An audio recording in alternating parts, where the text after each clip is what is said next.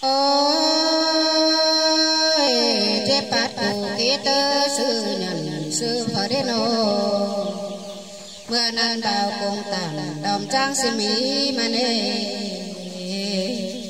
mơ ngang quảng và châu đồng con sương đầu ế nữ hòa cô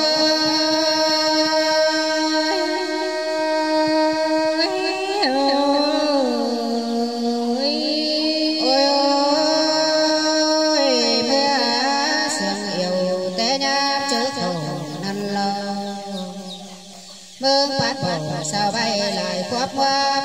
vì đều đô nhà bà sao tôn hồ nơ chờ xin bốn lần đi trang ơi bác cùng cứ né bèn nhà bà hồ thọt nồng thì chăn tân nàng tốt ta đi na nhang đi lâu trả xà đồ mía cục khổ mở nê nô sa mê đều hoàn quám thành tốt mà na hòa cô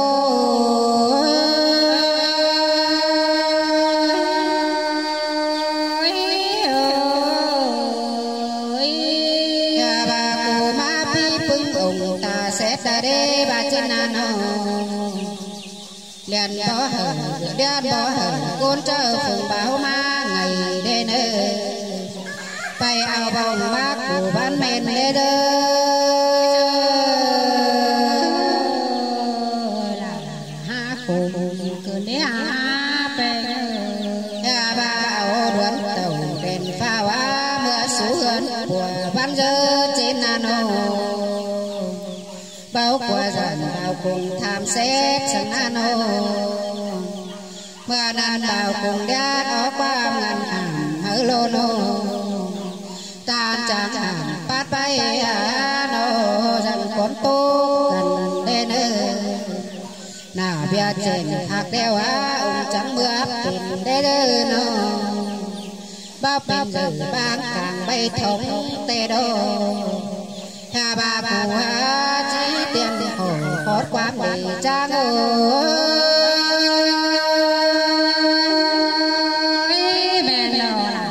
men đồ có ôi bao đây té nhám chìm châu sừng lộc quá bê nô nhà bà mừng mi nào cô son đó sẵn biết thành đi qua mà mình bình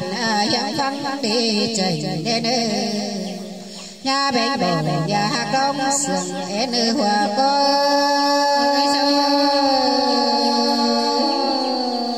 là hạ sườn từ nế hạ bên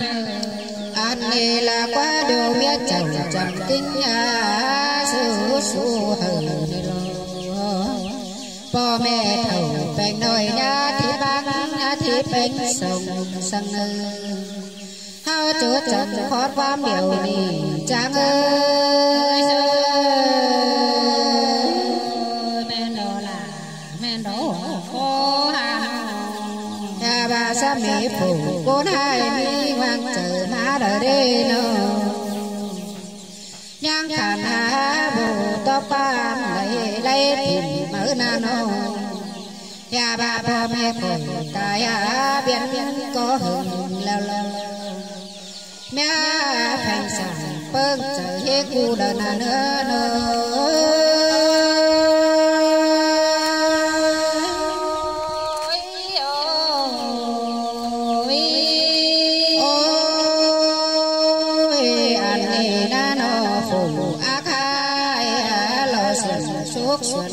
qua nhà bà chuẩn quám hai quần há lại bóng thôi nano mưa nan bao cùng xăm há nhân qua má bao từng tê đô mừng nhà tặng phót nan bầu bánh đoán nhiều sang nữa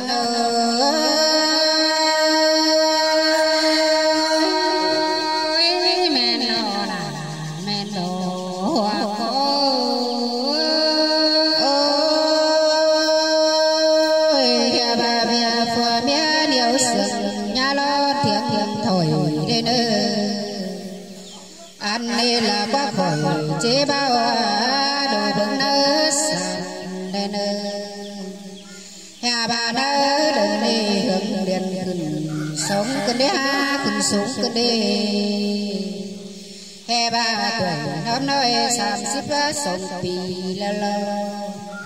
mê đơn kiên gầy bùa po phò má leo lòn ngon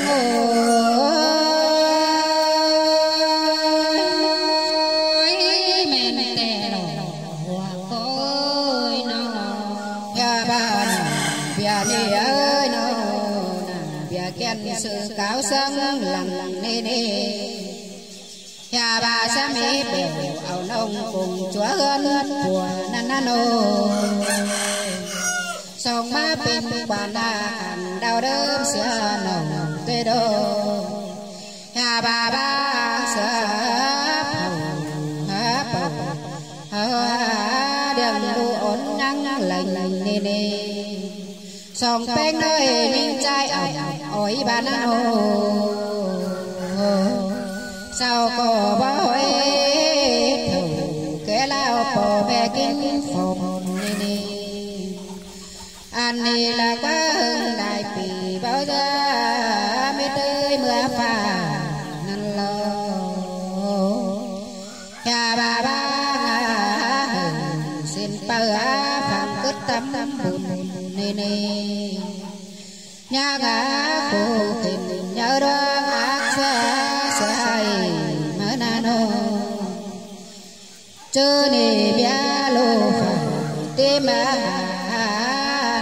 bó bưng cần đi gian sáp phẳng vàng và ba háp bày là nữa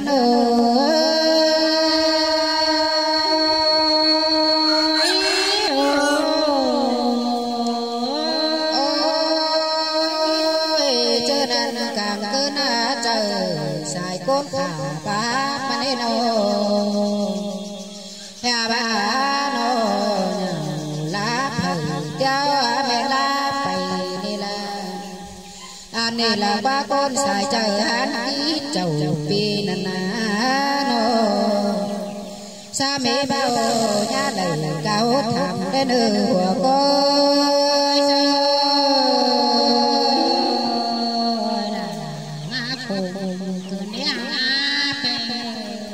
chớ nà sạp mẹ đồ sầu há ba tốt chào sang đến nô bà thoát áp đeo nhỏ phạt có ngày cơn đê nô bày hình tề càng cơn nôn lạp tề đồ hắn khi có bó quét cả hẹn tôi côn sự đông ngày sang đi hắn khi đến xây ba cô tao cơn tàu bao cơn tàu bao áo này ác hai rình bạt có tài sẽ là nữa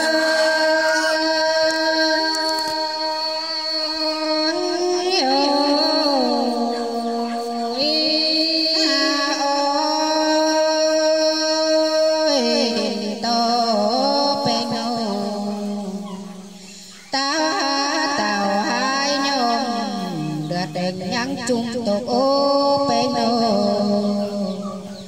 nhà bà trắng tèm đơn đi dệt trên chiếc thầy ta nơi nào so vào cùng xét ban mình hử đến ba bảo nhận của hai đần biết quá thiền tê hư nào so vào cùng xét ta tôi mi xì yêu đến nhà ba thầy anh bia ơi xét ban mình để đưa nữa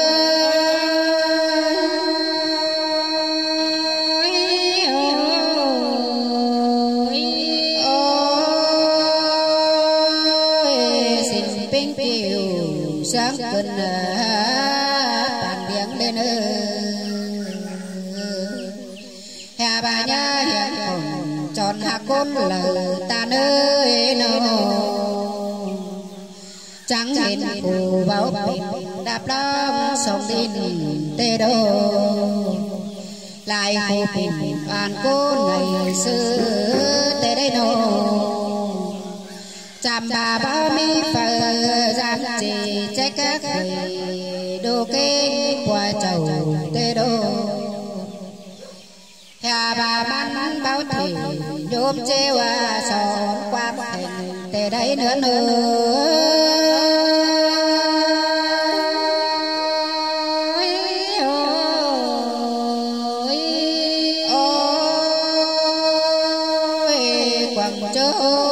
số bán tu cốt tê đồ nô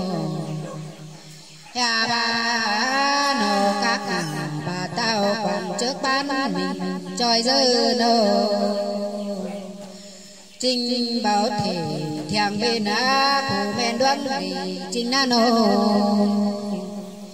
bát nương nơ tu hẳn biết sự cùng ô mà nê nà bia tao á sẵn sẽ bán mình trời dư nữa nơi con ăn nó là hà ơi hổ có à nó ôi ôi vào cùng bên mình chính ủng ở má khai phòng tê lô hà bà mới hình người điện nơi á có quan trà tu dư nô so quảng lóng sừng sẽ trôi dư nô an ước hồi đưa đô na các bà cặp ít ba quần kinh cân đê hè bà giảm quan rào quam hằng gần điện tố phá đây nơi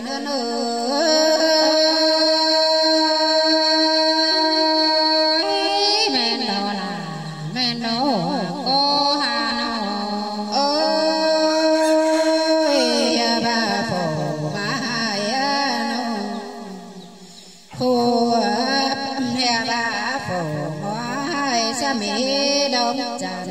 na hà bà còn đông ơi bàn phai một phút nằm đeo đô chờ hết đầy chiếc nữa tựa tuấn danh đủ cơn đêm hà bà bay hình trình phương cụ tôi ác mắng na hòa con ơi tôi áp nằm mỏ cháu hướng cháu tê lô ôi bà mừng há bèo ẩu nông cùng chúa hơn của mỡ na nô bang xà quần đồ mía không chầu gần đến ô hà bà này bên tao còn hàng đơm xà gần đê bang xà em tài cùng khấn tục ô như ngơ